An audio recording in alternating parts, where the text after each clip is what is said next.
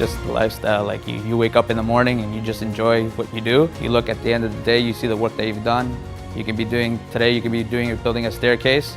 Tomorrow you can be building an elevator shaft. I can see what I do, right? I will go out and put up a structure, and after it's finished, I can step back and drive around with my family and say, look at that, that's the structure I built, or that's the staircase I built. Pretty awesome, I'm not gonna lie. I love going to work. Every day it's a different challenge. Every day it's different, it's hard. Lots to do, and it's just rewarding.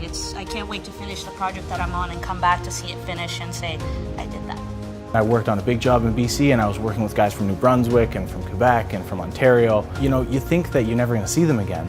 And then I went out to Saskatchewan to work, and I saw a bunch of guys that I worked with in BC. Nobody's a stranger. Even if you don't know the guy's name, he's always, hey, how's it going, brother? Hey, how's it going, sister? You know, wherever you go, so if you're wearing a 721 t-shirt, ironworking t-shirt, someone who knows what it is will say hi to you, or they belong to something, basically. You can walk in and you can say, you know, could I meet the coordinator of all the training here?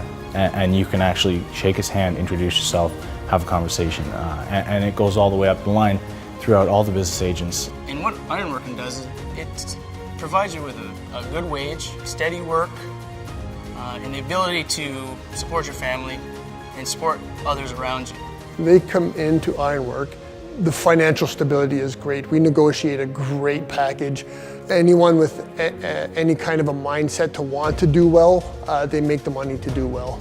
My life has completely changed since I entered the trade. In the 3 years I've been an apprentice, I've gone from being in debt from leaving university, you know, barely scraping enough that I can live with my parents and have a, you know, barely have a car, to I just bought a house. The rate of pay, even starting as an apprentice, is quite high compared to entry-level jobs. That wage continues to increase. There are many career opportunities. There's advancement opportunities from an apprentice up to a supervisor, potentially owning your own company.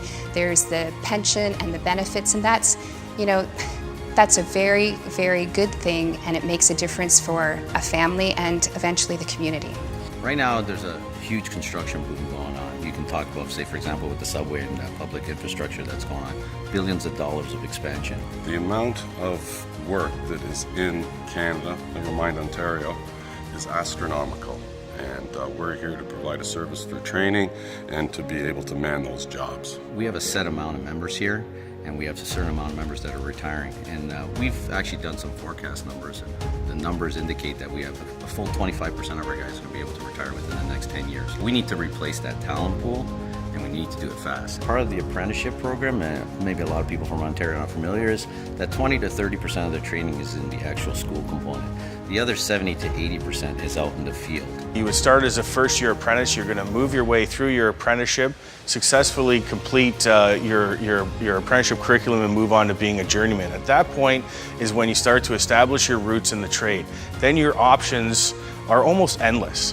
You can go on to supervise work. We can train you to be a foreman and a general foreman, and ultimately to be a superintendent. You can look at navigating your way over to your own company. They have to have a skill and a drive and a determination, and we take that skill and drive and determination added to the skills that we offer them, and they become great. Well, one great thing that we have is we've got a structure in the yard, and that structure sort of reflects the type of work that we do here. With the structure out there, we have it all. You can walk a beam, you can see what it looks like. I think we're the only ones with a conveyor system out there. It has all the different types of structural connections that we'll see, as well as the different types of miscellaneous iron that we put up. It's not just in a book or someone just regurgitating something back to you.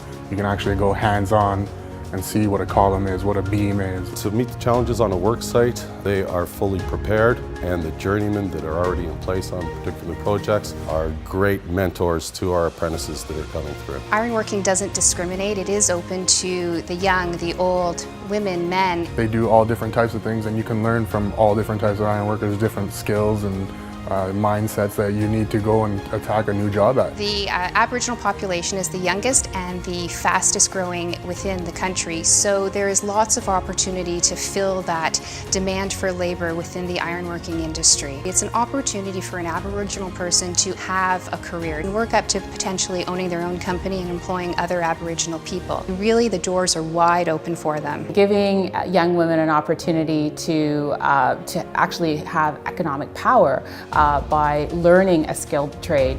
I think there's tremendous opportunity, and I'm very impressed with the outreach that the Ironworkers are doing to bring young women and make them part of the team. Feels great. I hope more girls come onto the trade. You know, I definitely want to give a message out and tell the women, don't be afraid to be an iron worker. It is a heavy work job, but honestly, it's very rewarding. You know, it's something to prove to the guys. You know, oh, if I can do it, anybody else can do it. It's just you need to have a passion for it. If you don't like your job, if I didn't like it, I wouldn't be here. But I definitely am going to be here for a long time.